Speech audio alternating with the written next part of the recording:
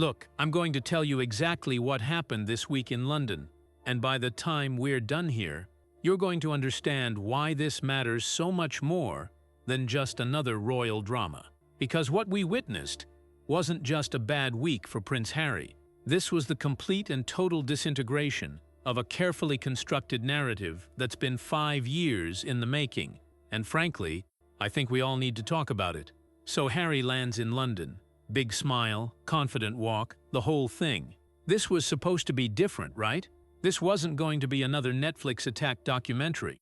This wasn't going to be another explosive interview where he tears apart his family.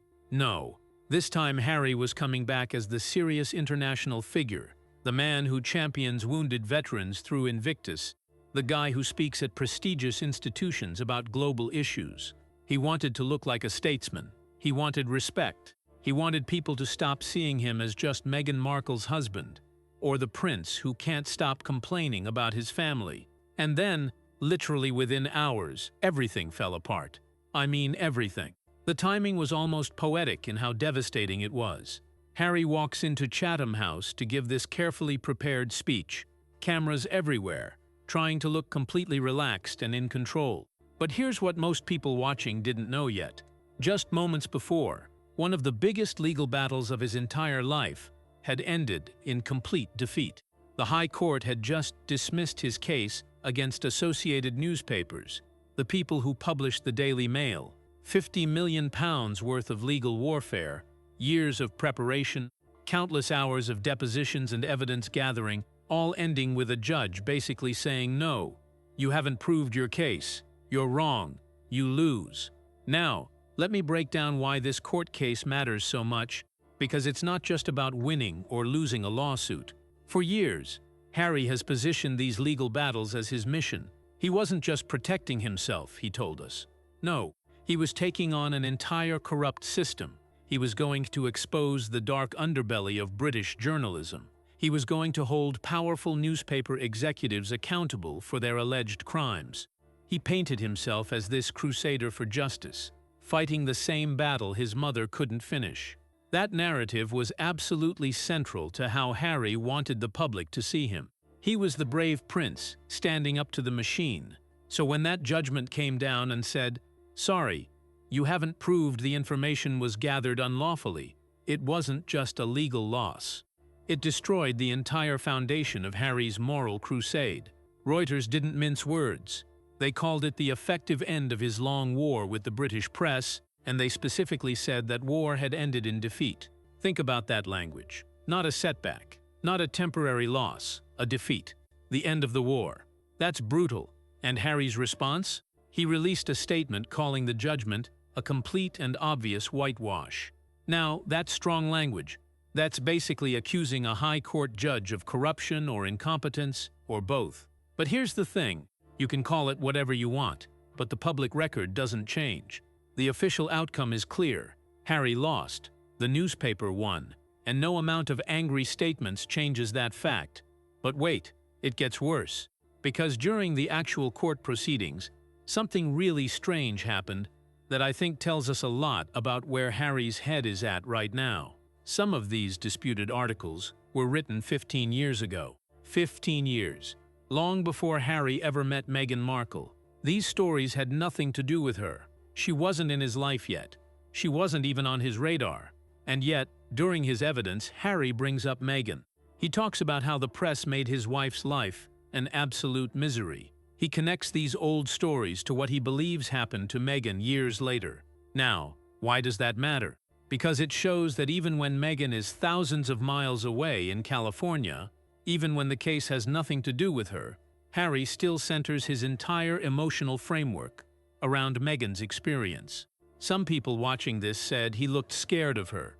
They said it seemed like he was performing for her approval, even when she wasn't in the room. I don't know if that's true, but I do know this.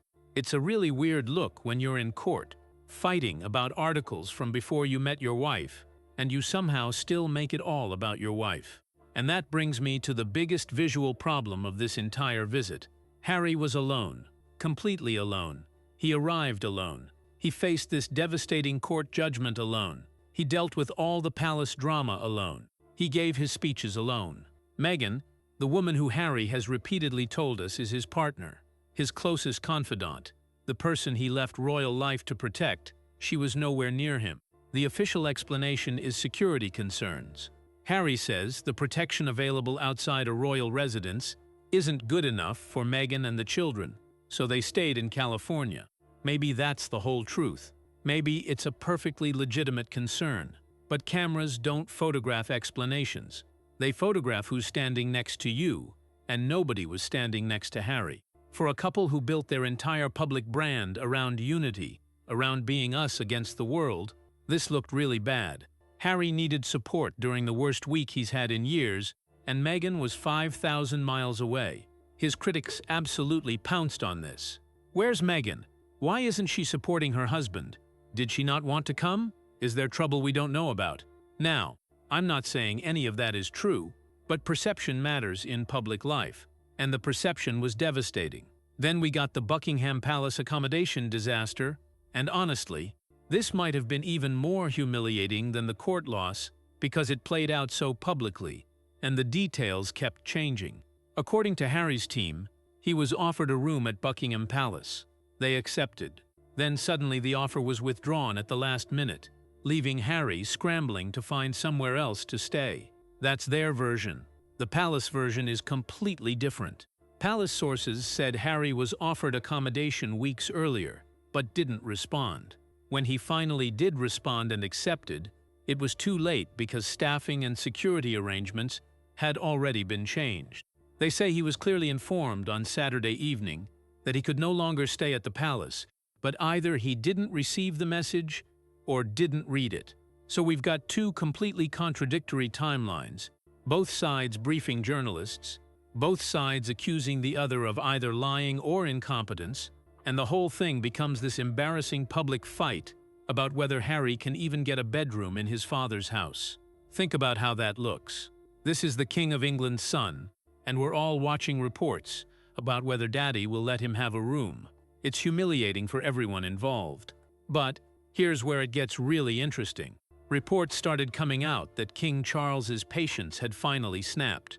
Sources close to the king said he wants to be a loving father and grandfather. He genuinely does. But he's not going to accept this constant confusion and last-minute chaos anymore. The message seemed pretty clear. Charles tried to help. Harry created the problem by waiting too long to respond. Harry changed his mind too late. Harry caused this mess himself. Now, I don't know if Charles is genuinely fed up, or if palace aides are deliberately trying to show the king won't look weak anymore, but either way, the result is the same. Harry had nowhere royal to stay, and his chance of a relaxed private meeting with his father basically evaporated. And you have to ask yourself, why did this happen? Buckingham Palace has hundreds of rooms. The logistics could have been managed if both sides really wanted to make it work.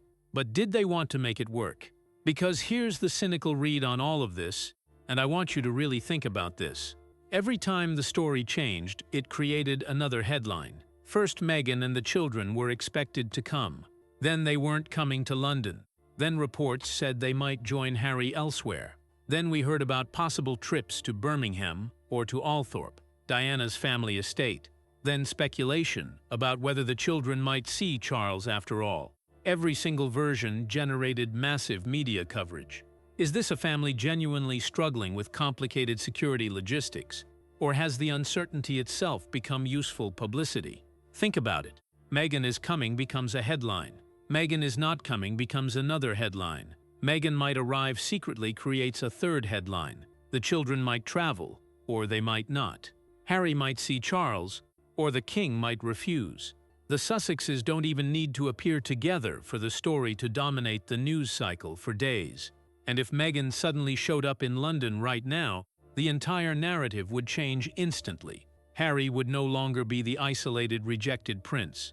Meghan becomes the loyal, supportive wife, arriving after his worst day. The children become this emotional bridge to King Charles. A private visit becomes a global media spectacle. That's exactly why the palace is so cautious about all of this, because they know the value of images.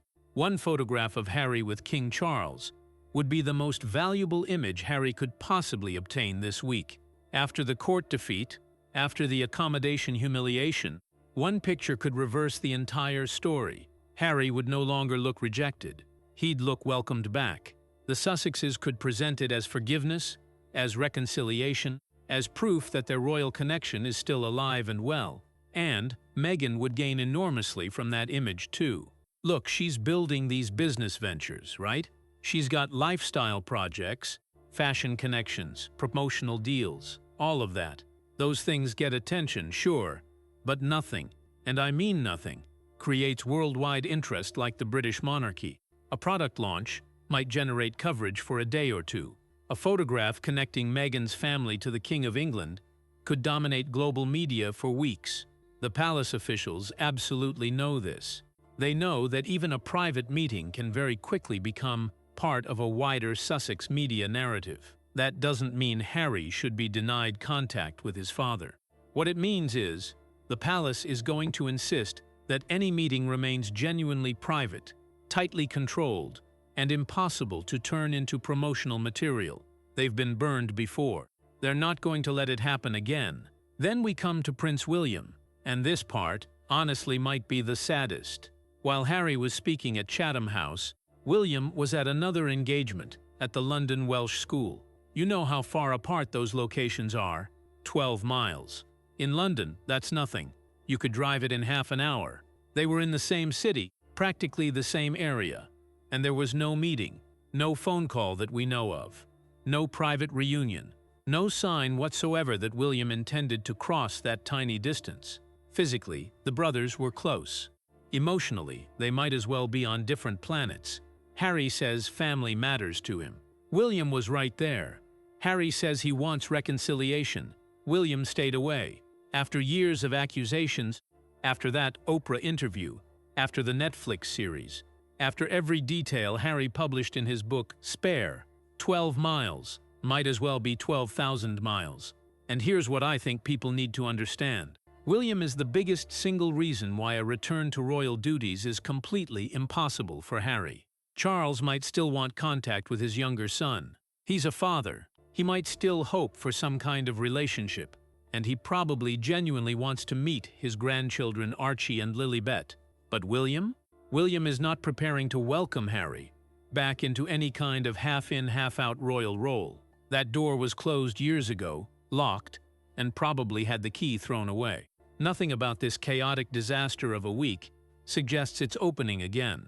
But here's where the whole thing gets even messier. Despite everything, despite all the public fighting and the briefing wars, a palace source reportedly said the invitation for Harry, Meghan, Archie, and Lilibet to stay at a royal residence on a future visit remains open. That's actually a significant detail. Harry might have lost the room this time, but the family hasn't been permanently banned. Charles might be frustrated and angry with his son's behavior, but he's apparently still unwilling to completely give up on his grandchildren. Some reports even claimed the children had already been told about the trip and were excited to come to Britain. Now, we can't independently confirm that because it comes from unnamed sources, but if it's true, it creates another whole layer of emotional complication. Harry isn't just fighting with the palace and dealing with public humiliation. He might also be trying to avoid disappointing his own children after building up this visit for months. And this is where Harry's entire plan became absolutely impossible. He tried to fit everything into one single week. Think about what he was attempting. A major Invictus event to promote the Birmingham Games, a well-child appearance, a serious public image relaunch, a possible reunion with his father, a possible arrival by Meghan, a possible visit by the children, negotiations over royal accommodation, security arrangements, and oh yes, receiving the judgment in a £50 million court case that he'd been fighting for years. Any one of those things could consume an entire visit. Any one of those stories could dominate a news cycle. Harry stacked all of them together and then somehow expected the charities to remain the focus. They never had a chance. Invictus should have been the headline. Birmingham is hosting the 2027 Games. This should have been about wounded veterans, about recovery, about international cooperation and sport. Wellchild should have benefited from Harry's presence and profile. sick children, their families, the caregivers who support them. That should have been the story. Instead, every single headline became about Harry's personal drama. Where's he staying? Is Meghan coming? Are the children coming? Is Charles angry? Will William meet him? Did the palace withdraw the room? Will Harry attack the court decision? The charities completely disappeared behind the Sussex circus, and that's not a small problem. Harry's name brings cameras, that's true, but cameras are worthless to a charity when every single question is about his family dysfunction instead of the cause. Donors need confidence. Organizations need a clear, consistent message. Veterans deserve attention that isn't swallowed up by another palace fight. So let's talk about what happens next. Because Harry is facing a really critical choice right now. He's already released that angry statement, calling the court judgment a whitewash. But if he goes further, if he gives a longer interview, attacking the palace, or the press, or his father, this could turn into open warfare. One accusation against Charles could destroy whatever tiny remaining chance exists for a private meeting. One attack on palace aides could prove that this whole reconciliation campaign was never anything more than PR, weaker than Harry's anger and resentment. Harry, lower the temperature now, focus completely on Invictus, protect the final days of this visit, and try to salvage something. Or does he lash out, blame everyone else, play the victim card even harder, and turn a disastrous comeback into total, complete destruction? Because that's the precipice he's standing on right now. And what about Meghan? Does she stay in California while Harry absorbs every blow alone, making him look isolated and unsupported? Does she fly over later as the loyal wife riding to the rescue, changing the entire narrative? Does she bring the children and create the emotional reunion that Charles has been waiting years to experience? Or does her arrival just produce another wave of cameras, fashion coverage, inevitable comparisons to Princess Diana, and questions about whether this entire visit was always designed to capture headlines, rather than actually accomplish anything meaningful? You know what's fascinating to me about all of this? Harry and Meghan appear to be building two completely different public identities right now, but both of them still feed on the exact same source. Harry wants to be taken seriously. He wants Invictus. He wants veteran support. He wants international conferences. He wants to speak about Ukraine and global security issues. He wants to look like a respected international figure, with causes that are bigger than royal family gossip. Meghan is building lifestyle and commercial visibility. She's promoting products, developing business projects. She recently launched that Instagram thing with the fashion links, where followers can find items connected to her wardrobe. Fashion media constantly compares her style choices to Princess Diana. There are always rumors about projects somehow inspired by Diana's famous off-duty looks. So Harry's trying to become a statesman. Meghan's trying to become a lifestyle influencer and business mogul. Two totally different lanes, right? Except both identities still completely depend on the royal connection. Harry's authority and access come from being the king's son. Meghan's global attention spikes dramatically whenever Diana, Buckingham Palace, or the Sussex title enters the conversation. They might be moving in different professional directions, but the royal drama remains the fuel underneath both of their brands. And I think that's the fundamental contradiction that this week exposed so brutally. Harry says he wants privacy. He says he left royal life to escape the pressure and the media intrusion. He says he just wants to live a normal life with his wife and children away from all the chaos. But then he arrives in London for a visit that generates non-stop headlines about palace fights and court cases and family dysfunction.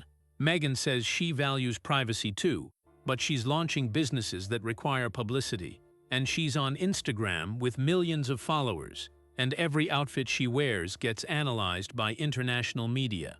You can't have it both ways. You can't claim you want privacy while simultaneously building brands that require constant media attention. You can't say you've moved on from the royal family while your entire public value still derives from that royal connection. And you definitely can't show up in London during the same week you lose a major court case, fight with the palace over accommodation, and avoid your brother, and then expect people to focus on your charity work. The British public isn't stupid. They can see what's happening. They watched Harry leave the country, saying he wanted a quieter life, and then they watched him do a massive interview, with Oprah making explosive accusations against his family. They watched him publish a book, revealing private conversations and family conflicts. They watched him do a Netflix series that many people felt was specifically designed to damage the monarchy. And now they're watching him come back to London and immediately create another media storm. How many times can you claim you want reconciliation while your actions seem designed to create maximum drama? How many times can you say family is important while you're publicly fighting with your father about whether he offered you a bedroom? At some point, people stop believing the words and start judging the behavior. And look, I understand Harry has legitimate grievances. I'm not saying the press treated him fairly throughout his life. I'm not saying the palace handled everything perfectly. I'm not saying he doesn't have real security concerns for his family. But there's a difference between having legitimate problems and turning every single problem into a public spectacle. There's a difference between protecting your family and using your family as emotional ammunition in a media war. This week should have been simple. Come to London, support Invictus, see some sick children through Wellchild, maybe have a quiet private meeting with your father, and go home. That's it. Instead, we got briefing wars about accommodation. We got a court defeat, turned into accusations of whitewash. We got speculation about Meghan arriving or not arriving. We got commentary about whether the children were disappointed. We got palace sources saying Charles's patience is exhausted. We got William staying exactly 12 miles away, sending the clearest possible message. What charity benefited from any of that? What wounded veteran got more support because Harry's bedroom arrangements became a national news story? What sick child's life improved because we all spent 3 days discussing whether Meghan was coming to London? The answer is none. Zero. The causes that Harry claims to care about most got completely buried under Sussex drama again, and I think the Invictus leadership must be absolutely furious about this, even if they can't say so publicly. This trip was supposed to be about the veterans. It was supposed to be a major promotional launch for the Birmingham Games coming in 2027. These games need sponsors. They need media coverage. They need public enthusiasm and support. What they got instead was Harry's personal chaos, drowning out every other message. If I'm a potential sponsor looking at this week, what am I thinking? Do I really want to attach my brand to this level of unpredictable drama? Do I want my company's name associated with palace fights and court cases and family dysfunction? Or do I maybe look for a different charitable opportunity that comes with less baggage? That's a real problem for Invictus, and it's a problem that Harry himself created. Here's what I think is really happening underneath all of this. Harry and Meghan have been trying for 5 years now to maintain royal relevance without royal responsibility. They want the profile, the attention, the access, the security, the respect, and the commercial opportunities that come from being connected to the British monarchy. But they don't want the restrictions, the protocols, the service requirements, or the public scrutiny that comes with actually being working royals. That was the whole half-in, half-out proposal that Queen Elizabeth rejected, remember? They wanted to be part-time royals, picking and choosing which duties they'd perform while also pursuing private commercial deals. The Queen said no, you're either in or you're out, and they chose out. But they've spent every day since then trying to stay in anyway, just on their own terms. The problem is it doesn't work. You can't be half royal. You can't selectively claim privacy when it suits you, and then court publicity when you need it. You can't attack the institution while simultaneously demanding the institution protect and accommodate you. The contradiction eventually becomes obvious to everyone watching, and I think this week was when that contradiction became impossible to ignore. Harry walked into London smiling, trying to project confidence and control. Behind that smile, his UK comeback was collapsing in real time. The court rejected him. The palace fought him. William avoided him. Charles reportedly lost patience. The charities got ignored. and Meghan was missing from the picture entirely. That smile was supposed to show he had everything under control. Instead, it might become the defining image of a man watching his carefully constructed narrative completely fall apart. And here's the thing that should terrify Harry's team. This wasn't some ambush. This wasn't the media being unfair or the palace sabotaging him. Every single problem this week was either predictable or self-created. The court judgment was coming. Harry knew that. He could have delayed the trip or prepared better for the media response. The accommodation issue happened because of slow responses and last-minute decisions. That's a planning failure. William's distance was entirely predictable, given everything Harry has said and done over the past 5 years. The charity message getting lost was guaranteed the moment Harry stacked multiple controversial events into one short visit. None of this had to happen this way. Harry could have come to London quietly, done Invictus, avoided all the palace drama, and left with a positive story. Instead, he created the conditions for disaster, and then acted surprised when disaster arrived. So, what should you take away from all this? Why does it matter beyond just entertainment and celebrity gossip? I think it matters because we're watching a masterclass in how not to handle public life and family relationships. We're seeing what happens when grievance becomes your identity, when you build your entire brand around being a victim, when you prioritize drama over outcomes. Harry had everything. He was born into privilege most people can't imagine. He had a platform to do genuine good through causes like Invictus. He had public affection and support, especially after his military service. People genuinely liked him, and he spent 5 years systematically destroying all of that goodwill by making everything about his personal complaints. There's a lesson there about gratitude, about perspective, about choosing your battles wisely. There's a lesson about the difference between protecting your family and exploiting your family dysfunction for commercial gain. There's a lesson about the fact that at some point, you have to stop blaming everyone else and take responsibility for your own choices. Harry chose to marry Meghan, knowing the media attention that would bring.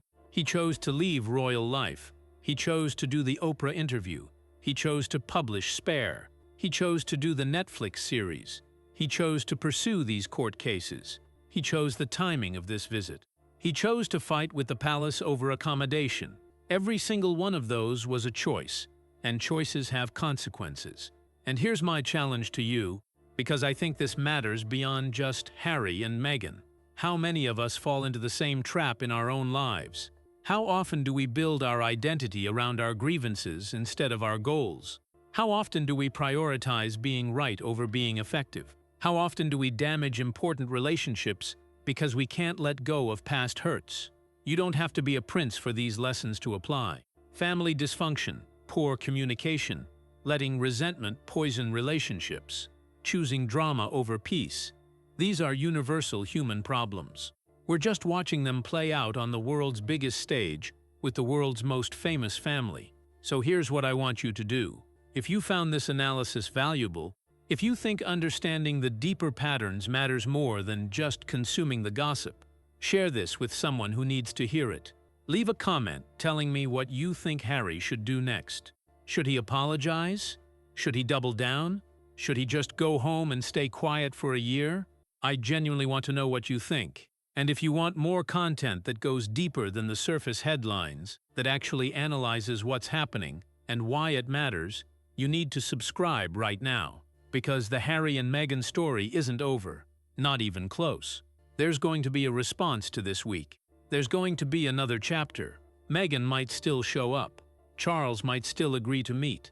William might release a statement. The palace might brief more details. This story has months left to run, and I'm going to be here breaking down every development. But more than that, I want to build a community of people who think critically about these stories, instead of just consuming them passively. People who understand that royal drama, celebrity culture, media narratives, they all tell us something about power, about family, about human nature. They're not just entertainment, they're case studies in psychology and public relations and communication. So subscribe, turn on notifications, and join a conversation that goes deeper than the headlines. Because here's what I really believe. Harry walked into London this week and his comeback collapsed. But the question now is what comes after the collapse. Does he learn from this disaster? Does he change his approach? Does he repair these relationships? Or does he burn them completely? We're about to find out, and whatever happens next, I'll be here to break it down for you. Thanks for watching, thanks for thinking, and I'll see you in the next one.